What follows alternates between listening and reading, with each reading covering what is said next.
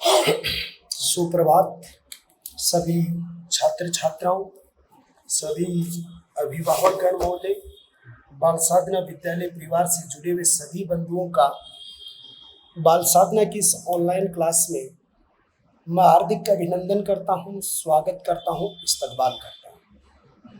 प्रिय छात्रों, मैं सोचता हूं बिल्कुल खुश हैं, स्वस्थ हैं, परिवार के साथ अच्छे संस्कारों को संजोते हुए इस वैश्विक महामारी में आप अपने समय का सदुपयोग कर रहे हैं। हम आपसे दूर होते हुए भी हर पल आपकी चिंताएं, आपके प्रति हमारा समर्पण, आपके भविष्य को लेकर संस्था प्रधान और निर्देशक महोदय की जो सोच है, उन सभी को मद्देनजर रखते हुए हमने आपके लिए ऑनलाइन क्लासें भेजनी शुरू की। समय और वक्त के अनुसार आप इनका सदुपयोग कीजिए, तभी आपका और हमारा एक निहित लक्ष्य है वो पूर्ण हो पाएगा। तो प्रिय छात्रों, आज हम 13 जुलाई के दिन एक नया टॉपिक आपके सामने लेके उपस्थित हुए हैं। उस नए टॉपिक का नाम है खनिज और ऊर्जा संसाधन। देखो, सबसे पहला बिंदु के रूप में हमारा बिंदु शुरू होता है खनिज किसे कहते हैं, खनिज में कौन कौन सी चीजें शामिल होते हैं। तो एक विद्वान ने खनिज की परिभाषा दी है कि प्रकृति में पाए जाने वाले ठोस, यानी हमारी जो प्रकृति है, प्रकृति में पाए जाने वाले ठोस हैं, जड़ व रासायनिक जो पदार्थ हैं, उन रासायनिक पदार्थ जो भूगर्भ से खनन के द्वारा बाहर निकाले जाते हैं, रासायनिक पदार्थ हैं जो खनन के द्वारा भूगर्भ से बाहर निकाले जाते हैं, उन बाहर निकाले जाने वाले संपूर्ण जो वस्तुएं हैं, जो रासायनिक पदार्थ हैं, जो द्रव्य ठोस हैं, उन सभी को क्या कहा जाता है, खनिज कहा जाता है। आपने छोटी क्लासों में पढ़ा है कि जो प्रकृति के भंडार से खोदकर प्राप्त होते हैं उसे खनिज कहते हैं। लेकिन आज आपकी माध्यमिक शिक्षा बोर्ड और कंपटीशन के बढ़ रहे रुख की ओर से प्रकृति में पाए जाने वाले ठोस, जड़, रासायनिक पदार्थ जो खनन के द्वारा भूगर्भ से निकाले जाते हैं उन्हें ही खनिज कहते हैं। आर्थिक दृष्टि से गुणवत्ता तथा पर्याप्त मात्रा में खनिज की उपलब्धता प्रत्येक देश के उद्योगों के विकास में महत्वपूर्ण है। कोई देश आर्थिक दृष्टि से कितना संपन्न है, आर्थिक दृष्टि की संपन्नता, उस क्षेत्र के उद्योगों का विकास, उस देश की आर्थिक प्रगति, उस देश के भौतिक संसाधनों का विकास, इन सारी चीजों का जो एक आधार है, वो आधार हमारी कौन सी चीज आती है, खनिज आती है। तो हम कह सकते हैं कोई भी देश जो आर्थिक दृष्टि से संपन्न है, जिस देश में उद्योगों का अच्छा विकास है, जिस देश की इकोनॉमिक आर्थिक गति अच्छी है, जिस देश में भौतिक संसाधनों का अच्छा विकास है, ये मान के चलिए कि उस देश के अंतर्गत एक खनिज पदार्थों की सुव्यवस्थित प्राप्ति होती है, इसलिए वो देश श्रेष्ठ रूप से विकसित हो रहा है। भारत को खनिजों का अजायब घर और रतन गर्भा वसुंधरा के रूप से जाना जाता है। भारत भूमि को खनिजों का क्या कहते हैं, खनिजों का अजायब घर कहा जाता है। विद्वानों ने भारत को भूमि जो है उसको रतन गर्भा वसुंधरा कहा है कि वसुंधरा शब्द जो है वो पृथ्वी का पर्यायवाची है, और भारत की भूमि जो है वो अनेक प्रकार के रतन, हीरे, जवाहरात, मोती, धातु, ऐश्क, अनेक खनिज पदार्थों से परिपूर्ण है। इसलिए हम कह सकते हैं कि भारत की भूमि जो वसुंधरा है वो भारत भूमि है, वो भारत भूमि खनिजों से परिपूर्ण है, एक सर्वश्रेष्ठता के रूप में विकसित हो रही है। संपूर्ण भारत में खनिजों का जो सर्वश्रेष्ठ भंडार है, वो खनिजों का भंडार है, वो कौन से क्षेत्र में आता है, झारखंड क्षेत्र में आता है। यानी झारखंड क्षेत्र है वो खनिजों की दृष्टि से महत्वपूर्ण स्थान रखता है। झारखंड के बाद जो राजस्थान है, वह राजस्थान खनिजों की दृष्टि से दूसरा स्थान रखता है। एक बात और बता दूं मैं कि छोटा नागपुर का जो पठार है, वो छोटा नागपुर का पठार खनिजों की दृष्टि से भी महत्वपूर्ण है और उपजाऊपन जो है वो भी इसका बहुत ही अच्छा है, क्योंकि छोटे नागपुर में रूर भी कहा जाता है। तो एक अच्छे पठार के रूप में विकसित हो रहा है। भारत के अंतर्गत अगर बात है, खनिजों के निर्माण में भौतिक, रासायनिक और जैविक कारकों का महत्वपूर्ण योगदान है। यानी जो खनिज पदार्थ हैं, जितने भी आपके खनिज पदार्थ बने हुए हैं, उन खनिज पदार्थों के निर्माण में कौन कौन सी चीजें महत्वपूर्ण है? भारत की भौतिक व्यवस्था बहुत ही महत्वपूर्ण है। रासायनिक, जैविक जो कारक हैं, उन कारकों का महत्वपूर्ण योगदान रहा है। तो भारत के अंतर्गत खनिजों के भंडार में वहाँ के भौतिक, रासायनिक और जैविक कारकों का महत्वपूर्ण योगदान रहा है या प्रतिष्ठित रहे। भारत के अंतर्गत देखा जाए तो 96% खनिज जो है वो प्रायद्वीपीय पठारी भाग में मिलते हैं। अरावली पर्वत श्रृंखला में, ब्रह्मपुत्र में, हिमालय क्षेत्र में और दक्षिण के तटीय क्षेत्र में। भारत के 96% जो खनिज है, वो 96% खनिज है, वो भारत के कहाँ मिलते हैं? प्रायद्वीपीय जो पठार है, प्रायद्वीपीय पठार के अलावा अरावली पर्वत श्रृंखला है। अरावली पर्वत श्रृंखला के साथ साथ हिमालय पर्वत है। हिमालय पर्वत के साथ दक्षिणी तटीय क्षेत्र है, दक्षिणी तटीय क्षेत्र है, ये जो क्षेत्र है, और ब्रह्मपुत्र घाटी है। ये सारे क्षेत्र वो खनिजों के अजायब घर है। 96% खनिज इसी क्षेत्रों से भारत में प्राप्त किया जाता है। एक बार बच्चों ठीक देखिए, आपके पाठ का नाम है खनिज संपदा और दूसरा इसके साथ जुड़ा हुआ टॉपिक है ऊर्जा संसाधन। खनिज की परिभाषा भूगोलवेताओं ने दी है। प्रकृति में पाए जाने वाले ठोस, जड़ व रासायनिक पदार्थ जो खनन से प्राप्त होते हैं, भूगर्भ से बाहर निकाले जाते हैं, उन सभी को क्या कहते हैं? खनिज कहते हैं। आर्थिक दृष्टि से कोई देश संपन्न है, जिस देश का औद्योगिक विकास अच्छा है, जिस देश की आर्थिक प्रगति अच्छी है, जिस देश के भौतिक संसाधनों का विकास अच्छा है, उन सभी बातों में ये चीज अति महत्वपूर्ण है कि उस देश में खनिजों की स्थिति क्या है। वही देश संपन्न है, उसी देश में उद्योग अधिक है, उस देश की भौतिक सुख सुविधाएं वहां पर प्राप्त होने वाले खनिजों पर डिपेंड करती हैं। भारत की भूमि को खनिजों का अजायब घर कहते हैं। भारत की संपूर्ण भूमि को रतन गर्भा वसुंधरा के नाम से जानते हैं। वसुंधरा इसका पर्यायवाची है। खनिजों के भंडार के दृष्टिकोण से झारखंड नंबर 1 पे है, राजस्थान द्वितीय स्थान पर है, लेकिन खनिजों के दृष्टि से छोटा नागपुर का पठार भी आता है। खनिज पदार्थों के निर्माण में किसी क्षेत्र विशेष के भौतिक, रासायनिक और जैविक, ये तीनों कारण अति महत्वपूर्ण होते हैं, जो खनिजों का निर्माण के अंतर्गत अति उपयोगी और महत्वपूर्ण है। भारत के 96% जो खनिज है वो प्रायद्वीपीय पठार के अंतर्गत मिलते हैं, अरावली पर्वत श्रृंखला क्षेत्र में मिलते हैं, हिमालय क्षेत्र में प्राप्त होते हैं, दक्षिणी तटीय क्षेत्र है और ब्रह्मपुत्र नदी है ये है।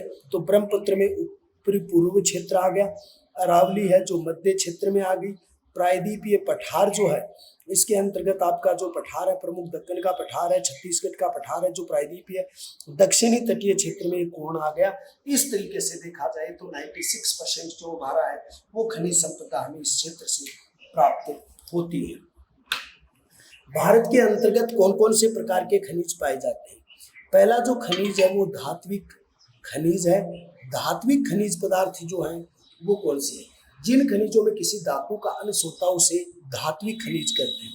धात्विक खनिज होता है किसी खनिज में धातु का अंश होता है, धातु का अंश होता है, उसे धात्विक खनिज कहते हैं, उसे धात्विक खनिज कहते हैं। यानी किसी खनिज के अंतर्गत धातु का पर्याप्त रूप से अंश पाया जाता है, उस खनिज को धात्विक खनिज कहते हैं।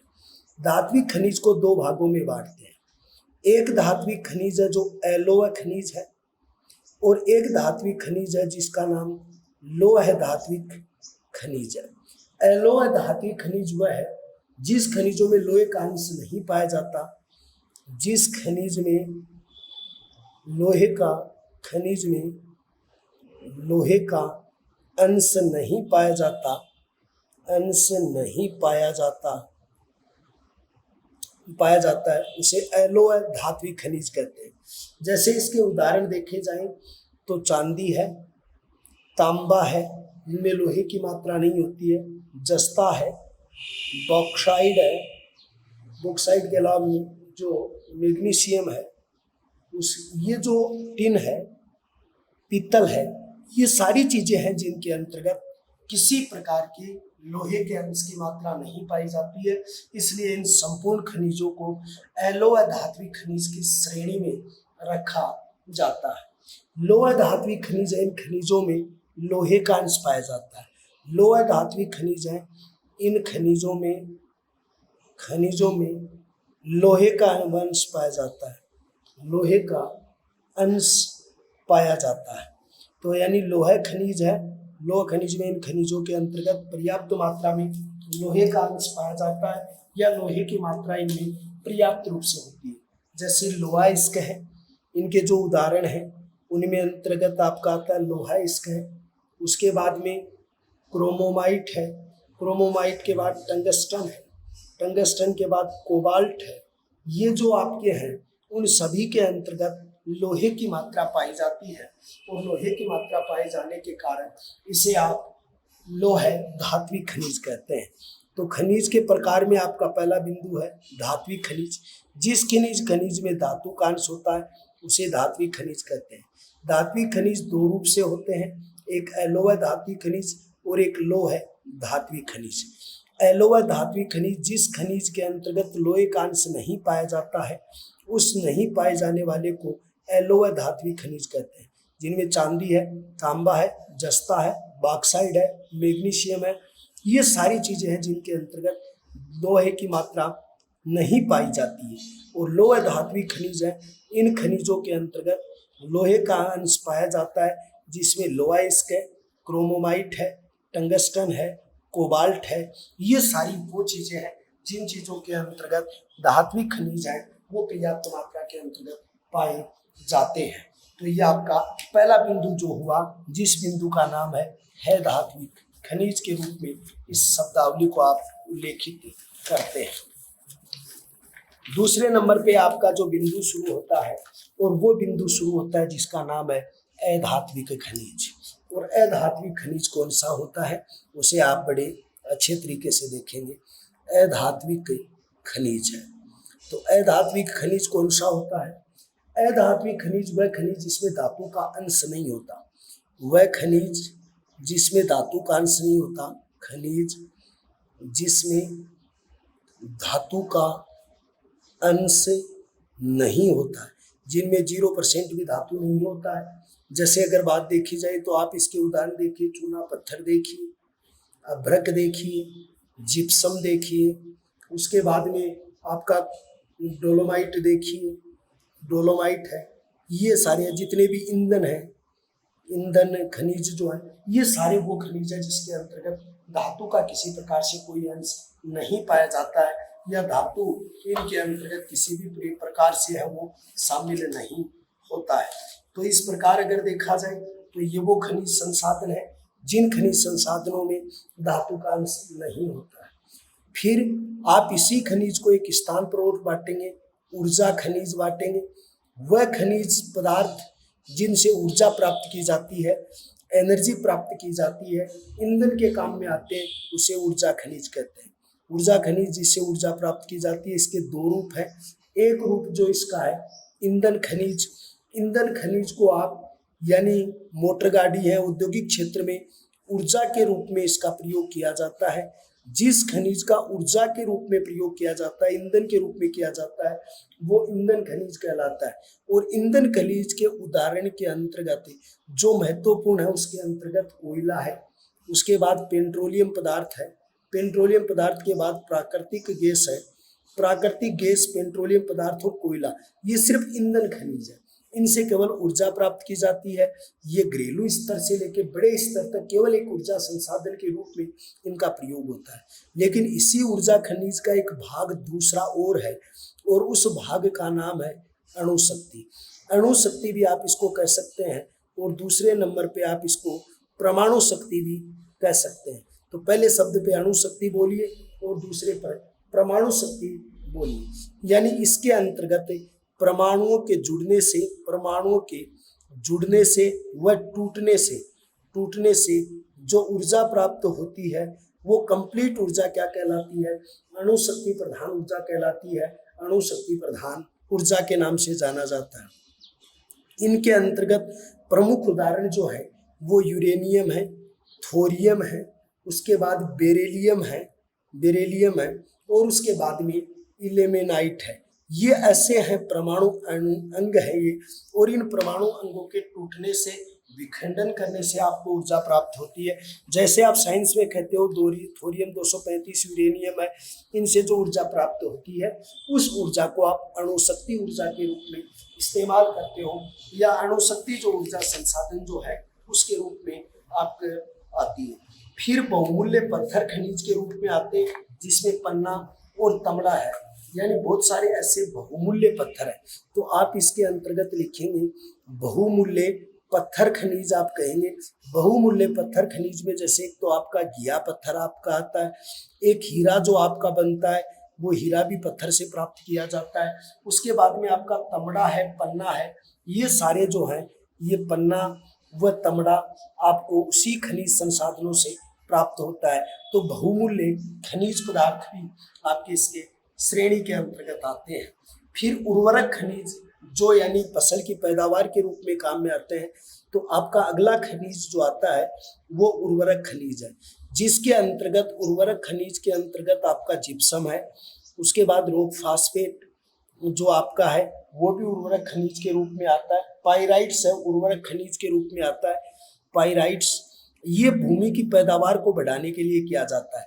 जैसे किसी भूमि के अंतर्गत लवणीयता की मात्रा बढ़ जाती है या किसी भूमि में अक्षारीयता की मात्रा बढ़ जाती है, अक्षारीयता और लवणीयता, तो लवणीयता की मात्रा जो है वहाँ पर किसका प्रयोग किया जाता है?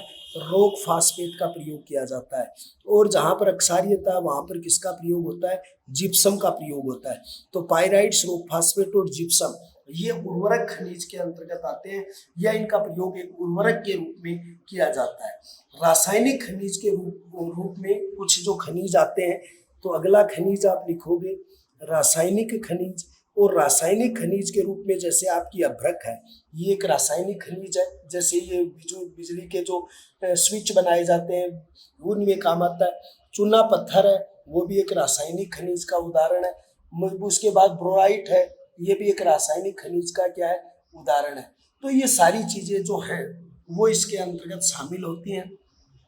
लेकिन जैसे कुछ खनिज ऐसे हैं जो इस किसी श्रेणी में नहीं आते, जैसे मुल्तानी मिट्टी है जो जैसलमेर में प्राप्त होती है, ये किसी खनिज के अंतर्गत नहीं आता। संगमरमर है, पत्थर है, ये भी किसी खनिज के अंतर्गत शामिल नहीं होता। उसके बाद ग्रेनाइट है, इमारती पत्थर है, ग्रेनाइट है, उसके बाद इमारती पत्थर है, ये भी किसी के अंतर्गत शामिल नहीं होता। तो ये सारी चीजें जो हैं वो हमें खनिज के प्रकार के बारे में बताती है। तो आप इस टॉपिक के रूप में जो हम पढ़ेंगे वो आपका है अधात्विक खनिज है। वह खनिज जिसके अंतर्गत धातु का अंश नहीं होता उसे अधात्विक खनिज कहा जाता है। इसके अंतर्गत चूना पत्थर है, ये रासायनिक खनिज है।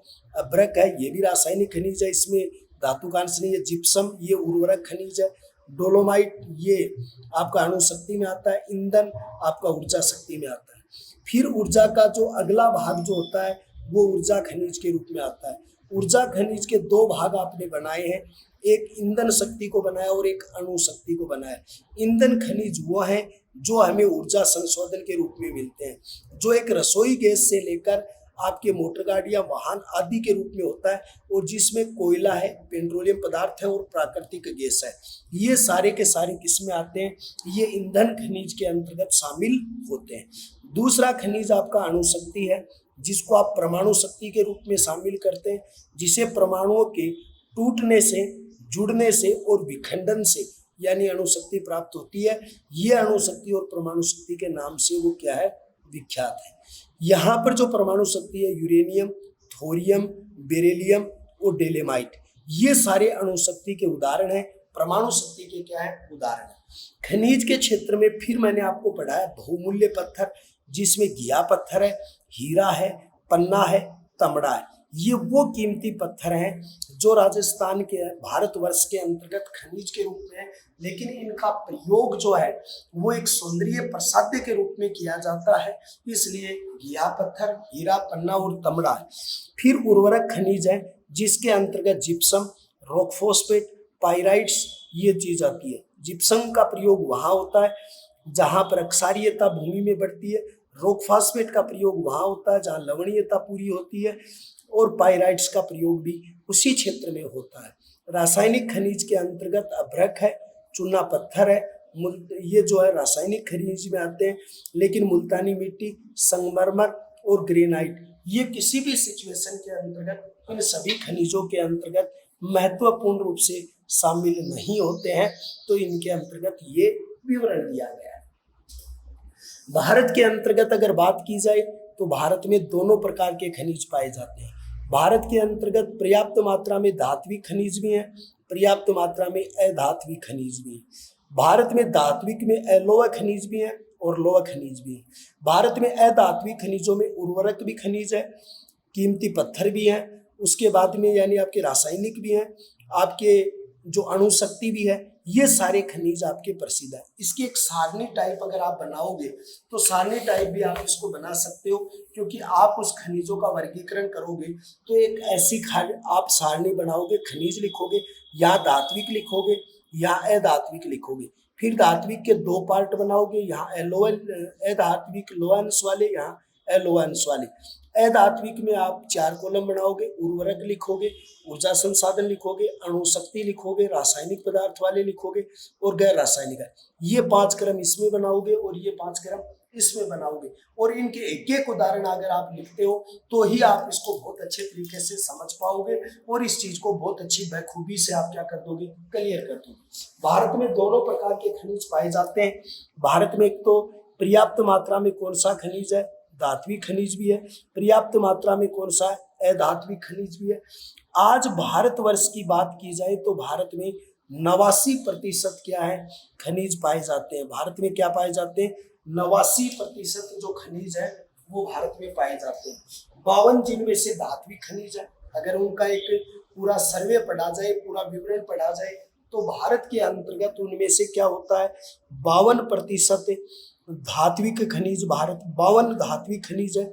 फिर उसके बाद में अगर देखा जाए तो 10 आपके 52 अधात्विक खनिज है, 10 धात्विक खनिज भारत के अंतर्गत हैं। 4 प्रकार के ईंधन खनिज भारत में पाए जाते हैं। ये सारे खनिज भारत के अंतर्गत पर्याप्त मात्रा में इनको देखने को मिला है। खनिज घरेलू, अगर सकल घरेलू उत्पाद की बात की जाए, अगर भारत में एक बात देखी जाए जो जीडीपी है, जिसको आप कहते हैं सकल घरेलू उत्पाद, आप जिसको जीडीपी के नाम से जानते हैं, तो सकल घरेलू उत्पाद के अंतर्गत भारत के अंतर्गत जो वर्गीकरण किया गया सकल घरेलू उत्पाद का, वो सकल घरेलू उत्पाद में खनिज के अंतर्गत 3.4% योगदान इसका रहा है। कितना प्रतिशत योगदान रहा है, 3.4% खनिज का योगदान है। अगर औद्योगिक उत्पाद की बात की जाए तो औद्योगिक उत्पाद की बात के अंतर्गत 11% योगदान रहा है। कितना प्रतिशत योगदान रहा है, 11% योगदान जो है वो औद्योगिक उत्पाद के अंतर्गत माना जाता है। हमारा जो एक महत्वपूर्ण खनिज संसाधन के रूप में जो खनिज आता है वो खनिज कौन सा आता है, तो आपको जीडीपी के बारे में पूछे तो कितनी बताओगे, 3.4% जीडीपी है। और औद्योगिक उत्पाद में कितना योगदान है, तो 11% योगदान है। धात्विक अधात्विक में 89 प्रकार के खनिज है, 52 अधात्विक है, 10 धात्विक है, 4 ईंधन खनिज यहाँ पर पाए जाते हैं। अब भारत का एक प्रधान खनिज है और उस भारत के प्रधान खनिज का नाम है लोह एस्क के रूप में वो खनिज बहुत ही प्रतिष्ठित रहा है। तो लोह एस्क के रूप में जो खनिज रहा, लोह एस्क भारतीय उद्योग व्यवस्था की आधारशिला माना गया। यानी जो लोह एस्क उद्योग है उस उद्योग को भारतीय जो संपूर्ण उद्योग जो है उस संपूर्ण उद्योगों की क्या माना गया, आधारशिला माना गया है, या ये कहा गया कि भारत के अंतर्गत लोह एस्क के महत्वपूर्ण है। देखो लोह एस्क कौन सी चट्टान का हिस्सा आता है, तो आप इसके अंतर्गत लोह एस्क में लिखोगे जो आग्नेय चट्टान है उसका हिस्सा आपका लोह एस्क है। अगर विश्व के में लोह अयस्क का सर्वाधिक भंडार है तो विश्व में लोह अयस्क का जो भंडार है वो लोह अयस्क का भंडार सर्वाधिक कहाँ मिलता है? रूस में है। और द्वितीय स्थान किसका है? तो द्वितीय स्थान जो आपका आता है वो द्वितीय स्थान भारत का आता है। तो द्वितीय स्थान के ऊपर कौन है? भारत है। भारत में लोहे की 5 प्रकार पाई जाती है। पहले नंबर के ऊपर जो है मैग्नेटाइट लोहा है, जिसके अंतर्गत 90% जो मात्रा में लोहा इसके जो है उसमें शुद्ध 70% तक ऑयल इसके अंतर्गत वो लोहा प्राप्त होता है। भारत में सर्वाधिक जो हेमेटाइट है ये किस्म का लोहा भारत में सर्वाधिक पाया जाता है। फिर उसके बाद में तीसरा है लिमोनाइट है, नाइट है और सिंडोनाइट है, लिमोनाइट है, सिंडेराइट है ये। लेकिन एक और दिया हुआ लेटेराइट। लेटेराइट ये सबसे निम्नतम किस्म का, निम्नतम जो किस्म का है वो लोहा इसका है। और अगर भारत में ये 5 प्रकार भारत में पाए जाते हैं थोड़े थोड़े भाग रूप में, लेकिन भारत में कुल लोहा इसका भंडार है वो 2300 करोड़ है। भारत के अंतर्गत कुल लोहा इसका भंडार जो पाया जाता है वो 2300 करोड़ है। और इस 2300 करोड़ का प्रतिशत निकाला जाए तो ये विश्व का कितना है? 20% है। विश्व का कितना है? 20% क्षेत्र है। मैग्नेटाइट जो बहुत ही उत्तम किस्म का लोहा जिसमें 60 से 70% के मध्य लोहा मिलता है, ये मैग्नेटाइट लोहा है, ये सबसे उत्तम किस्म का है। ये क्या? सबसे उत्तम किस्म का लोहा है। और इस उत्तम किस्म के लोहे में 60 से 70% क्या पाया जाता है? लोहांश की मात्रा इसके अंतर्गत पाई जाती है। और जो हेमेटाइट किस्म का लोहा है, हेमेटाइट किस्म के लोहे के अंतर्गत जो लोहांश की मात्रा जो पाई जाती है वो जो मैग्नेटाइट जो आपका है उससे थोड़ा सा कम पाया जाता है। यानी कहने का मतलब 60 से 50 तक, यानी कि इसके अंतर्गत लोहांश की मात्रा पाई जाती है।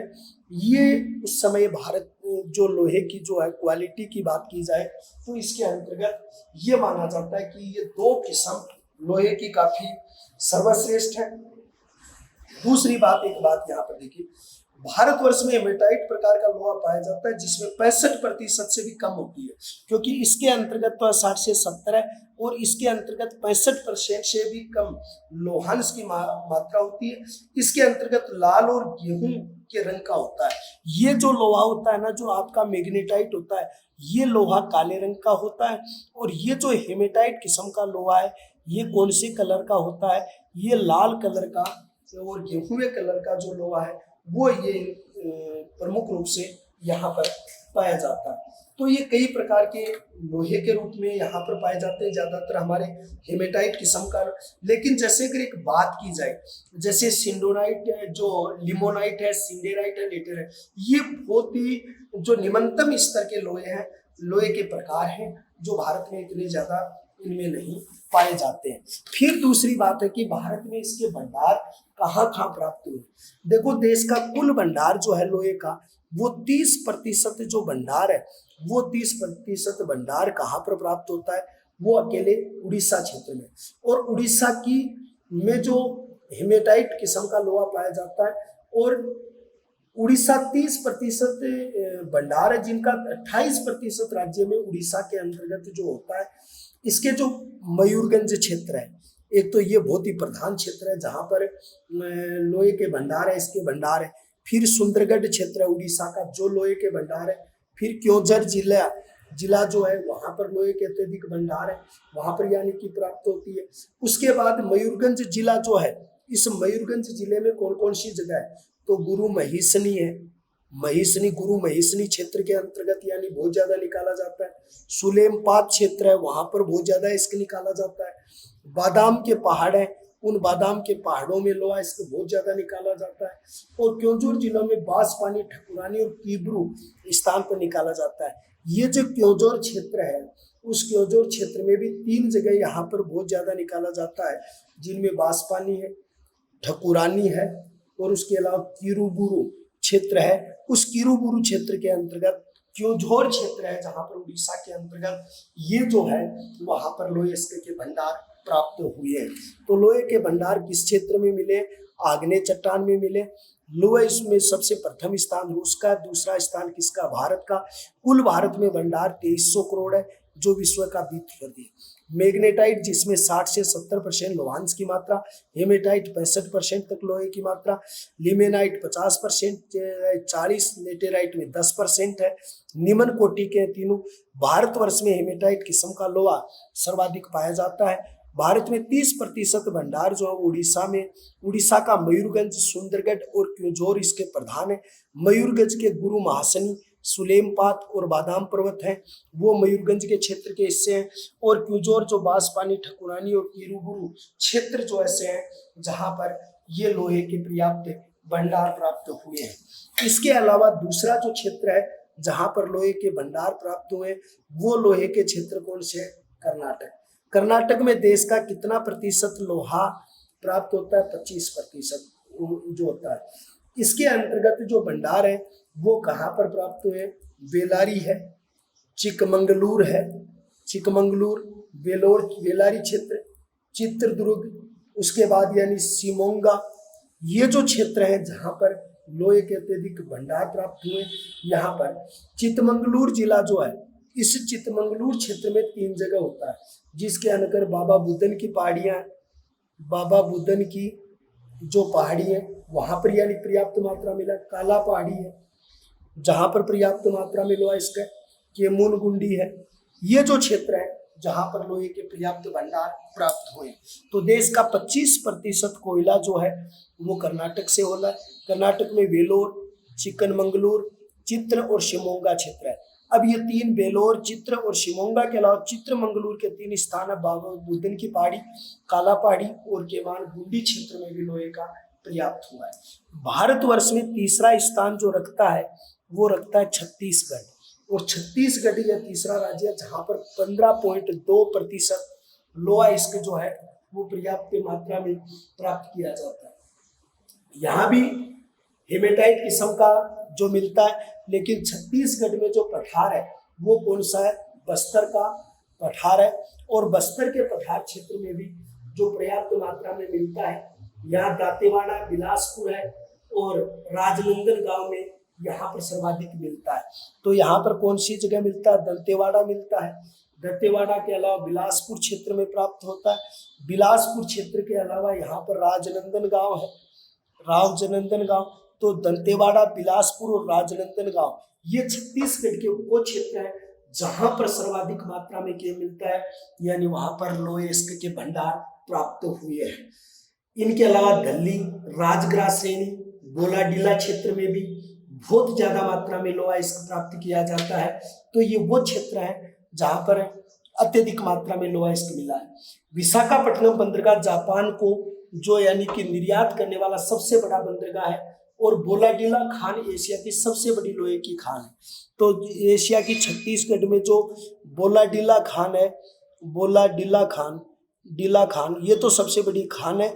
और विशाखा जो पत्तनम है, उस विशाखापट्टनम बंदरगाह से सर्वाधिक जो निर्यात होता है, लोहा इसके का निर्यात होता है, वो विशाखापट्टनम बंदरगाह से होता है। और सर्वाधिक किसको होता है, जापान को होता है। लेकिन बोलाडीला जो खान है वो सबसे बड़ी खान है। तो तीसरा स्थान किसका रखता है, छत्तीसगढ़ का 15.2%, बस्तर का पठार है, बिलासपुर, दंतेवाड़ा और राजनांदगांव क्षेत्र से प्राप्त होता है। बोलाडीला की खान विशाखापट्टनम, और ये क्षेत्र अत्यधिक क्या रहे, प्रसिद्ध रहे। प्रिय छात्रों, थोड़ी क्लास लंबी चल रही है, 2 क्षेत्र अभी भी बच गए, गोवा और झारखंड, ये अगली क्लास में बताएंगे, क्योंकि थोड़ा खनिज वाली जो डिटेल हमने आपको बताई थी उसमें थोड़ा सा अत्यधिक टाइम लगा है। तो इन चीजों को आप बहुत अच्छी तरीके से पढ़ेंगे, परिवार के साथ सुरक्षित रहेंगे, सेफ रहेंगे, विद्यालय परिवार की हर भावनाओं से आप जुड़े रहेंगे। जल्दी हम ऑफलाइन में भी जुड़ेंगे, तब तक के लिए हम आपसे अलविदा चाहते हैं। कल एक बार फिर मिलते हैं नए मोड पर, नए अंदाज पर, लोहा इसके आगे तांबे के बारे में पढ़ने के लिए। तब तक के लिए जय हिंद, जय भारत।